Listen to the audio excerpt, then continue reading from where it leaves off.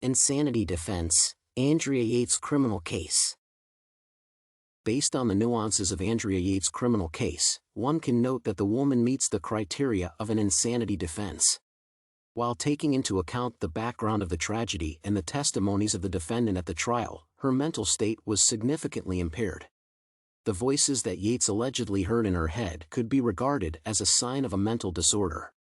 The phenomenon of insanity defense includes some characteristic features that allow the court to indicate the corresponding insanity. The inability to control one's behavior and the unawareness of the criminal nature of the offense fall under these headings. Given the results of the forensic examination, Yates was found to be mentally insane, which automatically defined her as someone who could not be held responsible for her actions. Therefore, the accused meets the criteria of an insanity defense. Given the gravity of Andrea Yates' crime, it is unlikely that she will ever be rehabilitated.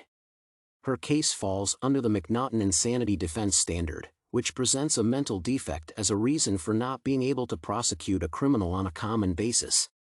At the same time, the compulsory treatment of Yates is mandatory and not subject to revision. Even after the removal of the strict security level and the provision of more lenient conditions of detention, the defendant cannot count on the consideration of her case on a general basis.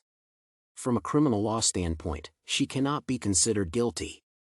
However, for her and others' social safety, Yates is required to undergo supervised treatment, and the severity of her act is a good reason for not having any rehabilitation procedures.